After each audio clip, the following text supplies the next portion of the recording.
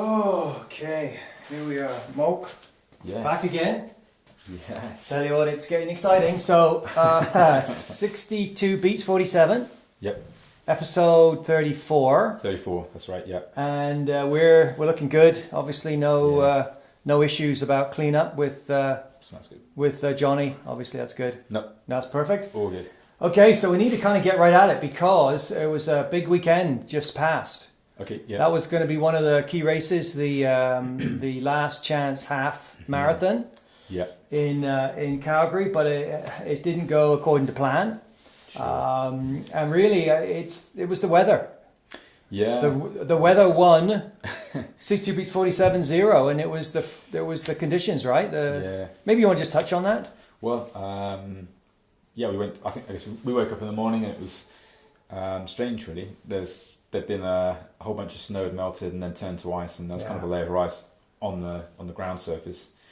So yeah, we went down there and We had a chat. we did, and essentially we had a plan, which was like go out and start the race and see what you think. Yeah, which is exactly what I did. Yeah. I headed off. Even at the start, it was at Eau Claire underneath the Olympic Arches, and right at the start line, it was black ice. I mean, it was kind of scary, but I thought, well, let's give it a go. Let's see what's going on. So I went along the pathways, headed west, along the pathway along the Bow River. It was on and off, some good sections, some bad sections. Crossed over to the other side, to the north side, started to come back along. I thought, well, maybe I can, get the half in. Then headed under a bridge and I slid for 15 feet. I mean, I'm just like the arms are waving, the old classic, whoa kind of thing, and grabbed the railing. And to be honest, I lost my confidence. I thought, this is, what am I doing? I'm not gonna have a shot at beating the personal best. I mean, there's no way, and I'm going to get injured. So right there and then I decided, no, I'm going to cut my losses. Yeah. And I came in after 10K. It was quite I funny hate to do that. because it actually DNF. I hate to do that. there was actually like a kind of a sort of a little sort of mini blizzard sort of happened during the. Oh my God, it was crazy. A squall came up. It was weird, and I've got the snow and it's going nuts. So I thought, no, let's kind of cut our losses. So did 10K, really wasn't satisfactory, but out of our hands. But we had to quickly come up with a plan B to get some mileage in, right? Yeah, and that was the thing. So from a coaching perspective, because we're up against this really tight deadline, high quality running is really important now because we've got the marathon coming in 2.5 weeks. And so for last weekend, the whole point was not like to really necessarily try and prove anything specific in the half marathon.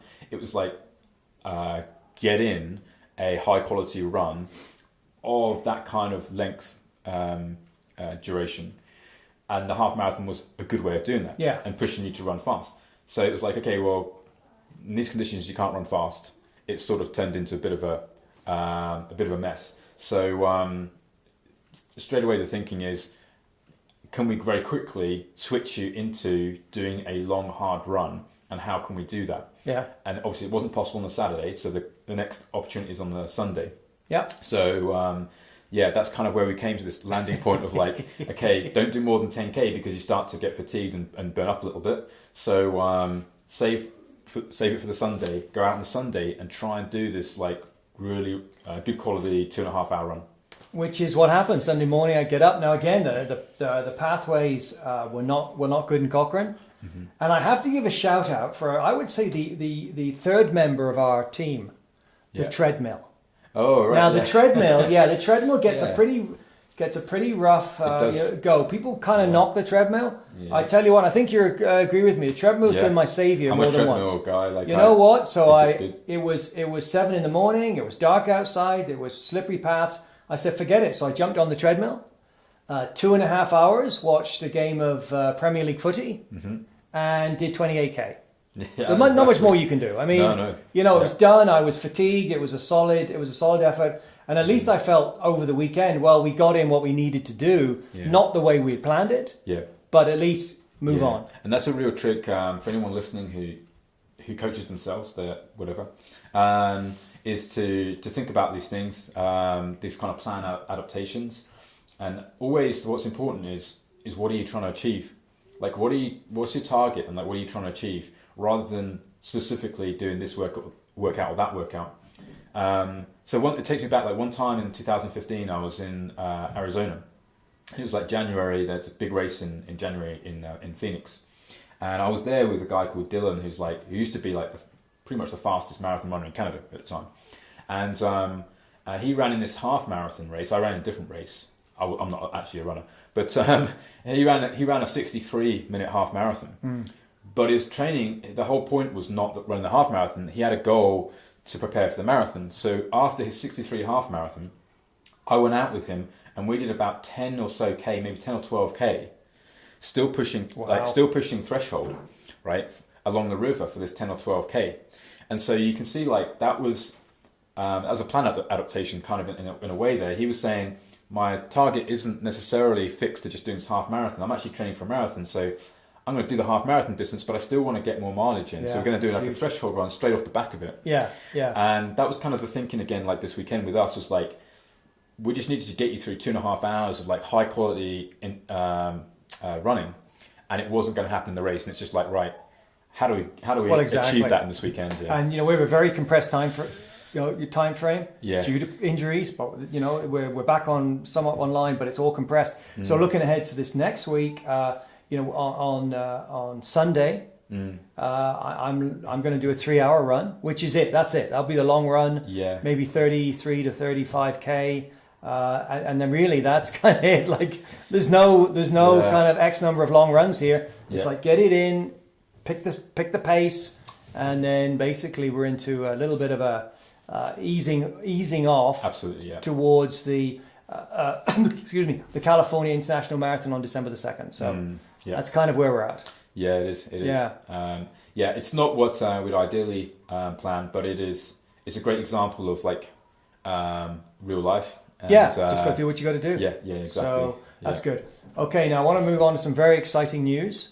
Yeah. Malc, the release of my third book. This is kind of a promotion, all right? But this is cool. But this is for you. I've signed it for you. Oh, right. Okay. Malc, all right. Wow. So this is the Secret Marathon. Yeah. And this is about when I ran the Marathon Afghanistan in 2016.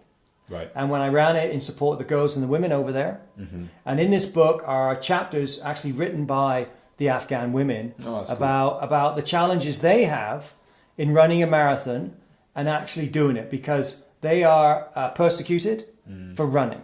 Can you believe that? Verbal and physical abuse. They're sworn out in the streets. People throw rocks at them just to stop them running.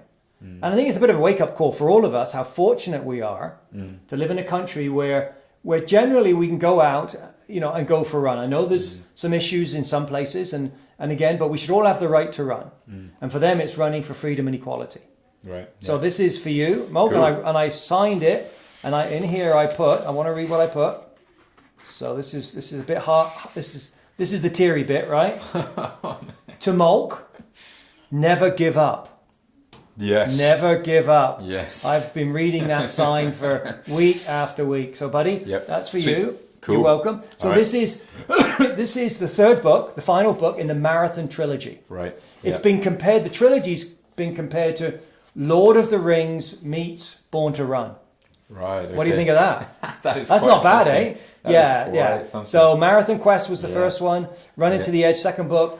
And The Secret Marathon, the third book, available in Amazon, Indigo, and at all good bookstores. Just the good ones. Just the good ones, not the bad bookstores. So, very exciting, Malc. It's a journey. Sweet. And this is all part of the journey that we're doing. Yes. And so, it's now getting pretty, the last 2.5 weeks. That's right. We've got, literally 2 full weeks of training. Yeah. A little run tomorrow, but then 2 full weeks. And,